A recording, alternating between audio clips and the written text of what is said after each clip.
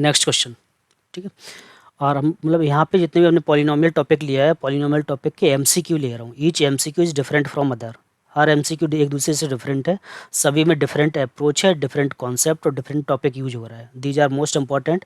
अगर आप class 10th में हैं तो आपके सीबीएसई बोर्ड एग्जाम्स के लिए, और 9th में तो एनटीएससी या जो ओलंपियाड्स होते हैं 10th वालों के लिए, एनटीएससी ओलंपियाड के लिए भी इंपॉर्टेंट्स हैं। ठीक है, बोर्ड एग्जाम के लिए तो है ही, साथ में आपका जो ओलंपियाड और एनटीएससी है वो भी कंप्लीट होता रहेगा।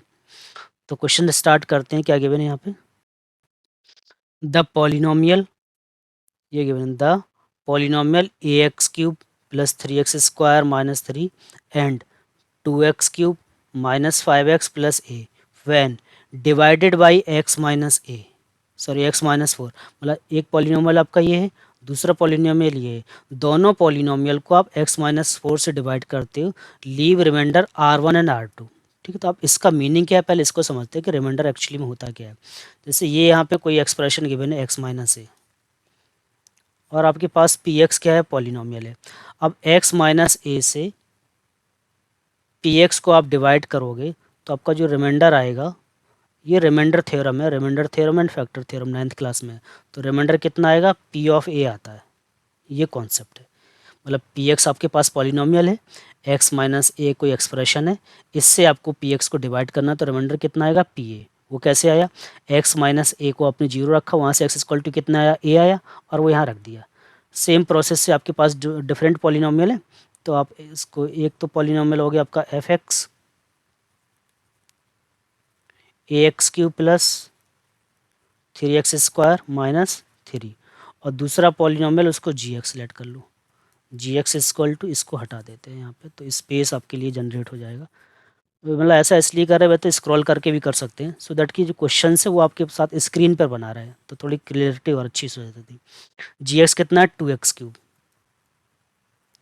माइनस 5x प्लस ए, और दोनों पॉलिनोमियल को हमने x माइनस 4 से डिवाइड किया है, तो रिमाइंडर उसने बोला क्या है, R1 है और R2 है।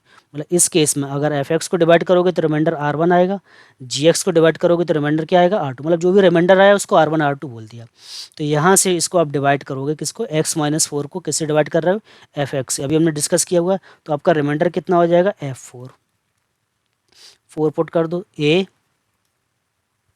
4 क्यूब प्लस 3 4 स्क्वायर माइनस 3, ये आ गया। ठीक है, अब जी एक्स को भी आप डिवाइड कर रहे हो इसी से, तो रिमाइंडर कितना आ जाएगा, G4। यहाँ पे भी 2, और यहाँ कितना आ जाएगा, 4 क्यूब माइनस 5 इंटू 4 प्लस ए। ठीक है, अब इसको सॉल्व कर लिया, और जो F4 है, मतलब फर्स्ट वाले केस में रिमाइंडर है, उसको क्या बोल दिया, R1। तो ये आपका R1 आ गया। अब ये 4 का क्यूब कितना हो जाएगा, 4 4 जा 16, 16 4 जा 64, तो ये कितना आ जाएगा, 64A प्लस 4 4 जा 16, और 16 3 जा 48 माइनस 3।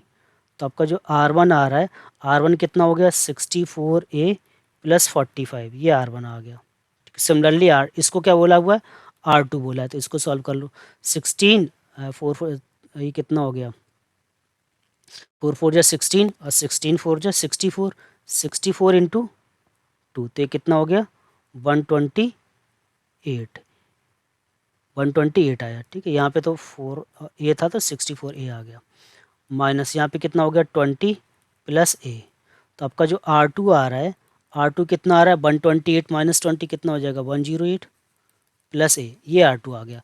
अब R2 एंड R1 दोनों में कंडीशन क्या है, उसने बोला कि 2R1 minus R2 equal to 0, 2R1 minus R2 equal to 0, ये गिवन है। तो R1 एंड R2 दोनों की वैल्यू हम यहाँ पे सब्स्टिट्यूट कर देते हैं और सॉल्व कर लेंगे, वहाँ से हमें क्या मिल जाएगा, ए।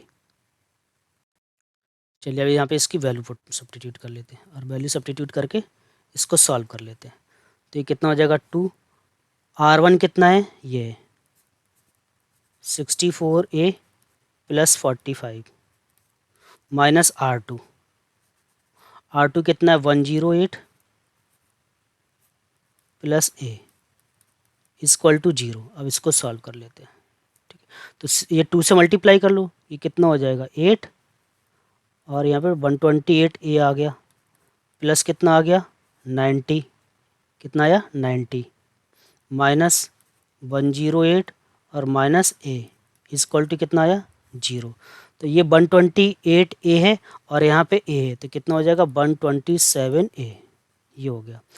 और ये 90 है और ये कितना 108, तो कितना आ जाएगा -18 इक्वल टू 0। तो ए आपका कितना आया 18/127। अब ये डिवाइड हो रहा है 7 + 2 कितना हो रहा है 9 10, 3 से डिवाइड नहीं हो रहा, तो यही आंसर आ जाएगा 18/127 ए।